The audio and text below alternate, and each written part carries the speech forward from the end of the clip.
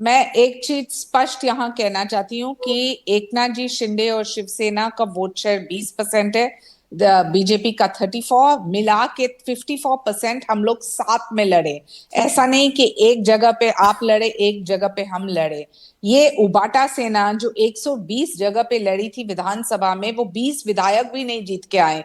हमारा strike rate क्या था? 80 जगह हम लड़े और 60 जगह पे हम जीत के आए। ठीक। ये लाडली स्थानिक बहना स्वराज में भी जिंदाबाद। आप देखेंगे तो लाडली 27 बहना जिंदाबाद। महापौर जहां किसी ने कल्पना ही नहीं की, वहां हम प्राची, मुझे 53 ठीक है। लाडली महापौर बहना को जीत के आए। बोलना है। तो ये है सच्चाई। आप जिस ढंग से विश्लेषण करना चाहें आप कीजिए, हम अरे काम करते रहेंगे, ठीक है क्योंकि शाइना जी, एकनाथ प्राची, मैं जी मेरे मैं को ने एक तहसीन हमेशा जी बात के कहा पास बताना। जा रही हूँ। Kishore dedicated to Tiwari the ji, common man. पहली बार देख रही हूँ कि जो हारता है वही सबसे ज्यादा बोलता है। अमूमन तो चेहरे लटके दिखते हैं, लेकिन आपके चेहरे से तो मुस्कुराहट ही नहीं जा रही है। अरे अब इसके प्राची पीछे बहना कोई वाली गम बात तो छिपा करो। है, कोई राज छिपा है, ओ या आगे लड़की की कोई बहना, रणनीति छिपी है, ये तो आप ही मुझे बताएंगे। बहरहाल मैं तहसीन जी को चर्चा में लेकर आ रही हूँ। तहसीन पूनावाला जी, चूक कहाँ हो गई? अपनों ने लूटा या गैरों ने सबसे ज्यादा सताया? अच्छा जी, सबसे पहले तो तूहीन को और शाइना को ढेर सारी बधाई देना चाहता हूँ। बहुत अच्छा परफॉर्मेंस रहा बीजेपी और एकनाथ शिंदे जी की शिवसेना का। तो ढेर सारी बधाई, और उम्मीद करता हूँ कि अब मुंबईकर और महाराष्ट्र के लोगों के लिए अच्छी तरह से काम करेंगे और उम्मीद पर खरे उतरेंगे। किशोर जी इतना मुस्कुरा रहे नौटी होकर, कभी कभी मुझे डिबेट पे लगता है कि राज ठाकरे जी और किशोर तिवारी जी ये दोनों बीजेपी की हैसियत से, और बीजेपी उनको हमारी साइड पे भेज देती है ताकि हमारा नुकसान हो जाए। अब बता रहा अरे हूँ क्या प्राची जी, बात है। आप बताओ, हम सब दुखी बैठे हुए, तुहीन से ज्यादा तो किशोर जी खुश हो रहे। अब सोचिए कितना खुश हो रहे किशोर जी। बट चलो, नहीं देखो, आप ऐसे खुश रहिए किशोर जी। ऐसे ही आप और भी जवान हो, और भी खुश हो, और भी नॉटी रहो। मैं अपनी बात रख देता हूँ, दो या तीन चीजें प्राची जी। आई थिंक सबसे पहली बात, जो ये वोट है, ये एंटी एलिट वोट है।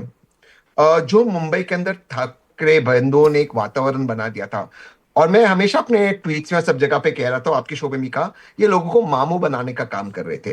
इनको मामू का वोट चाहिए था, लेकिन लोगों को मामू बना रहे थे, मराठी मानुस और मुसलमान। मुसलमानों के बारे में क्या नहीं बोला है दोनों भाइयों की पार्टी ने, और राज ठाकरे जी ने क्या नहीं बोला है। एक उदाहरण देता हूं, जो मुसलमान फंस गए थे कोविड में, उनको गोली मारने है, उनका इलाज नहीं होना चाहिए, यहां तक बात गई थी। अब उनको मुसलमानों का वोट चाहिए। आज वोट चोरी चिल्ला रहे ना ये लोग। पूछो मुसलमान का वोट कौन लेना चाहता था? जरा किशोर जी को पूछो, संजय राउत जी के क्या क्या बयान थे मुसलमानों को लेकर। बाबरी मस्जिद को हमने 10 मिनट में गिराया, आज मुसलमानों का वोट है। अब मैं मराठी मानुस पे पूछता हूं आपको प्राची जी। कोहिनूर मिल्स में मातोश्री इंफ्रास्ट्रक्चर ने एक आलीशान कमर्शियल बिल्डिंग बनाई। कितने मराठी मानुस को वहां पे व्यवसाय मिला? कितने मराठी मानुस का वहां पे बिजनेस शुरू हुआ? 25 साल से ये परिवार ने हुकूमत की है बीएमसी पर। सालाना 75,000 करोड़ बीएमसी का बजट है, एक औसतम बजट 45-40 हजार करोड़ पकड़ ले। क्या किया इन्होंने मराठी मानुस में? कितने मराठी मानुस उद्योगपति इन्होंने बनाए, बताइए मुझे। मराठी मानुस को कहते हैं बड़ा पाव बेचो, आप मिसल पाव बेचो, और इनके नेपो बच्चे विदेश में घूमेंगे, एक्टर्स एक्ट्रेसेस के साथ पार्टी करेंगे, दूसरों को कहेंगे आप मिसल पाव बेचो। मैं एक चीज से अपनी बात समाप्त करूंगा। आप ना एक नेशनल मीडिया में, सॉरी इंटरनेशनल मीडिया में, राज ठाकरे के नेपो बेटे का इंटरव्यू हुआ। उसको इतना नहीं पता था कि ये जो चुनाव है कॉर्पोरेशन का चुनाव है। वो कहता है अगर डैडी डार्लिंग मुख्यमंत्री बनेंगे तो ट्रेन को रोकेंगे मुंबई में आने से। पहले तो ये कॉर्पोरेशन के चुनाव थे, दूसरे ट्रेन मुख्यमंत्री भी नहीं रोक सकते, वो केंद्र का सब्जेक्ट है। आप सोचो। और पत्रकार, प्राची जी, बहुत बार आप पे अटैक होता है, आप क्यों रोकते हो, आप ये सही हो, हम लोग अटैक करते हैं। आप जानते हो, जितना मैंने बाइस्ड मीडिया महाराष्ट्र में देखा है, जिस तरह से ठाकरे के नेपो बच्चों को हाइप किया गया, मैं स्टन था। मतलब वो तहसीन जी कुछ भी यही तो बोले, एक सामने सवाल नहीं पूछा उनसे। तहसीन जी यही तो गड़बड़ हो गई ना। अपनों में कमी ढूंढते रह गए, ये नहीं देखा कि गैर कितने ताकतवर हैं। आपस नहीं में ही नहीं, उलझा रह गया इंडिया अलायंस, और बाजी मार गई बीजेपी और शिंदे साहब मिलकर। देखो देखो, बीजेपी जीती, बहुत बहुत बधाई। कांग्रेस को भी अंदर देखना होगा।